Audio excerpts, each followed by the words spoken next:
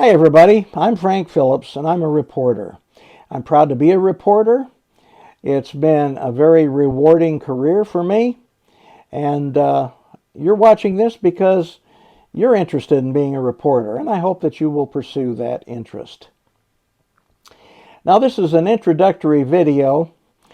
During this time together in the future videos we're going to do on this Be a Reporter channel, I'm going to try to give you some information that I've learned over 53 years of being a reporter, and I think that you'll find that this is helpful.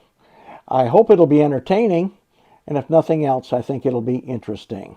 I'm still a reporter, by the way, so when you look at the snow on the roof and the wrinkles on the face, don't think I'm going to be telling you how it used to be.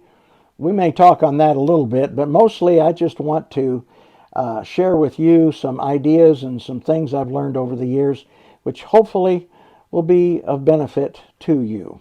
Who am I? One of the things that I hate when I'm looking at a YouTube video, and I love YouTube, is when somebody says, this is how you ought to do things. Well, why?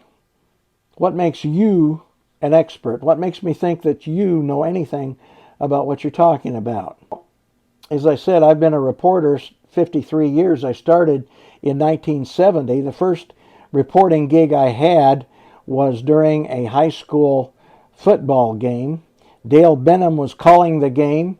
It was Lincoln Community High School was playing on the field. We got to the halftime, and the chief engineer was running the control board at the time. I didn't know anything about a control board. And he said, well, you need to do the newscast during halftime. And I thought, oh boy. So what we did, we went out to the teletype. Yes, it was a teletype like you see in the old movies. Clack, clack, with the keys hitting the paper or hitting the ribbon that made letters and numbers on the paper. And we pulled off a few sheets of that teletype paper. It was a continuous roll yellow teletype paper. No holes in it. It just was platen fed. In other words, just like a typewriter. You put it in there and the platen actually advanced, and that rubber platen would advance the paper. As we were waiting for halftime, I was very busily studying the newscast that he gave me. Actually, it was just probably about that much teletype paper. I think it was just a few headlines. As far as I was concerned, it could have been a 3-hour broadcast, though I was that nervous.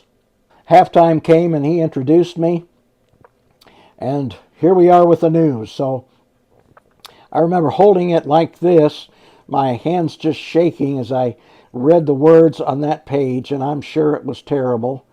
And we got through that, and well, thank you very much. And now back to football. And we went back to football then. That was my first broadcast 53 years ago.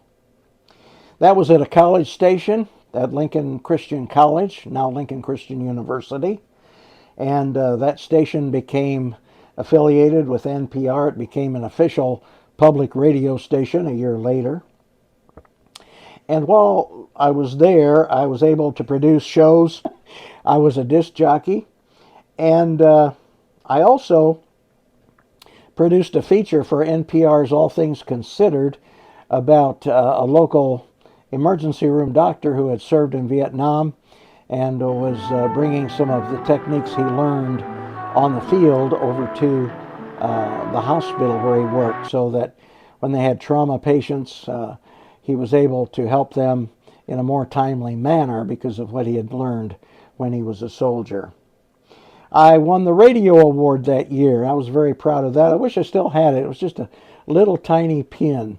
I corresponded with the famous Ira Flato when I worked for that college station, when we were affiliated with NPR. Back in the day, we did not have email. We didn't have text messaging. Instead, what we had was this huge machine about the size of a desk. And it was a punch reader. It had a roll of paper tape about that wide that you would feed into the machine. you would type your message to whoever you were sending it to, and the message itself, hit start, and ra-da-da-da-da-da-da, it would punch holes in the tape, and then you would tear the tape off, and you'd put it in the reader again, and hit another button. I suppose it was a button, probably keystroke, and it would send that message ra-da-da-da-da-da-da off to Ira Flato or whoever you were corresponding with. I got very excited when Ira Flato was on The Big Bang Theory. You may recall he had a couple shows where he had to deal with Sheldon Cooper, and how funny those shows were. And I told my wife, I know him. I've actually corresponded with that man. And she wasn't impressed, but that's okay. I was. I co-produced a cable television show for an education class. It was very primitive. We had 2 black and white cameras. We had 3/4 inch reel-to-reel videotape, and we would interview people. Actually, we did not interview. We had a lady who was on the faculty interview people, and her name was Patsy Wilson. And then we would hand carry the tape to the cable TV office, and we would cue it up, and then we would put it on the television on the cable system once a week.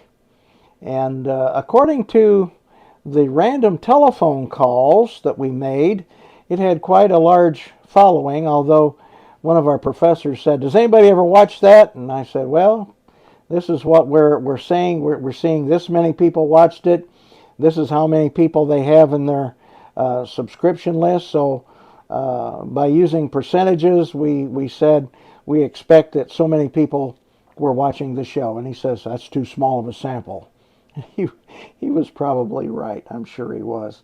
But we learned a lot doing that. We interviewed a former Playboy bunny, and that show got quite a response. We interviewed the Imperials, which was a Christian musical group. I'm not sure if they're still together or not. I know the original Imperials are not together. You may remember them from the Jimmy Dean show on TV many, many years ago. He called them the Imps, and they sang on his show once a week. But anyway, that was fun too. Other things that I've done, well, let's see. I was an anchor, and I covered meetings while I was at that radio station. Also for the commercial radio station in town, I was an anchor and covered meetings for them. At that time, you always sent the new kid to cover the school board meetings. Nothing ever happened at school board. They were just really nice people who came together. They were always polite to one another. They would give permission to the band to go play at a nearby town or something. "Yes, we'll let you do that." And we have a vote. Everybody take a vote. Well, it was 5-0. Okay. So the band could go and perform at a different football field. And it was that type of thing, but I learned how to write for radio doing that. And let's see, I also did some freelance magazine writing while I was in college. I was a radio news director from 1994 to 1998. I started about the 1st of May, as I recall, and in Indiana, the primary election day is a few days after that. I didn't know anybody in town. That was in Crawfordsville, Indiana, WCVL radio, and the general manager said, "Well, you're anchoring our election coverage." Okay, fine. So we went to the courthouse, and whenever we had breaks for the election returns, I was the voice at the microphone. The only problem was I didn't know how to pronounce anybody's name. There was a lady named McGoy. Got to know her and her husband. They were very nice people. I'm sure they still are very nice people. But I pronounced it, and Helen McGahee has so many votes. And the general manager, I saw him get up and jump up and leave the room. I'm sure he screamed when he was outside, because he counted on candidate commercials as part of his income. And here I had totally botched the name of one of the leading candidates. Helen McGoy became Helen McGahee for a few minutes on that particular election night. A couple stories to tell you about my time as a radio news director at WCVL. Got to know and became very good friends with the morning guys. They were the disc jockeys in the morning. I would come in 2 or 3 times and do the news and do a public affairs program called Community Focus. And the first one that I met while I was there, Dangerous Dan is the name he went by. Dan Jensen. And he and I still get together so many decades later for lunch every once in a while. And when he left, Harvey Keller, Harvo the Marvo, became the morning man. And he and I got to be good friends. And Harvey and his wife and my wife and myself used to get together every New Year's Eve, and we'd go out for dinner together. And somebody asked me one time, are you two really friends, or is that an act you put on the radio? And I said, no, it's no act. I'm not that good of an actor. Harvey and I really are friends. Also got to talk to Paul Harvey through that time at WCVL Radio. I had sent him a sample script. I wanted to do a show about Larry Bird, who was playing basketball at Terre Haute for the college. I got a call one day, and over the loudspeaker in the radio station, the voice said, you have a call from Paul Harvey. And I thought, yeah, right. Okay, very funny. That's a good joke. So anyway, I picked up the phone. I thought, well, I'll go along with the gag. Picked up the phone, and all over the radio station, we had 40 or 50 people working there. You could hear extensions going click, click, click, click, click, click, click, click, click as everybody listened in. It really was Mr. Harvey, Paul Harvey. So we had a lot of fun. Didn't make any money, but we had a lot of fun together on the radio.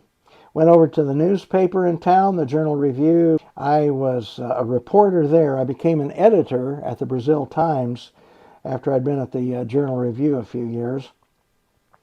And I was the editor here for 6 years, and then went back to the Journal Review, and then I walked across the street to another newspaper in town. We actually had 2 daily newspapers in Crawfordsville at the time, and became the editor over there for a few years before I came back to Brazil and worked as an editor here at the Brazil Times once again. And then after that, I actually was a television producer for 2 months. Not a very successful one, but I was a television producer for 2 months at WTHI TV in Terre Haute, Channel 10. That didn't work out too well, but it didn't really bother me a whole lot because you see, Jerry Van Dyke, Dick Van Dyke's brother, got his start at Channel 10. He had a variety show in the afternoon, and he hadn't been on too long, and they fired him because they couldn't sell advertising for Jerry Van Dyke's variety show. And after I left, I did not get fired, but after I left Channel 10, that just struck me as terribly funny. Really, really funny. So Jerry Van Dyke and I have something in common. Neither one of us made it on Channel 10. And, as I say, I've been back in radio from 2010 until the present. I am a reporter. I cover meetings. I write stories. I write stories for the company's websites. They own 6 radio stations in the Wabash Valley area, which is what we call Terre Haute. And so I'm still in radio. And the whole point of this is that, yes, reporting has changed tremendously in the past 53 years. But you know what? I've learned a lot over that time. And so, like I said, I'm not just the old geezer that's got the snow on the roof, but I think I have something to share with you. And I think that you'll find it interesting. I hope you'll find it entertaining. And if you're not careful, you might learn something. So if you're a reporter, if you're somebody who wants to learn to be a reporter, if you write for your church or whatever, I hope you'll stay with us on this channel. Be a reporter. It's a great thing to do. I'm Frank Phillips. Thanks for watching.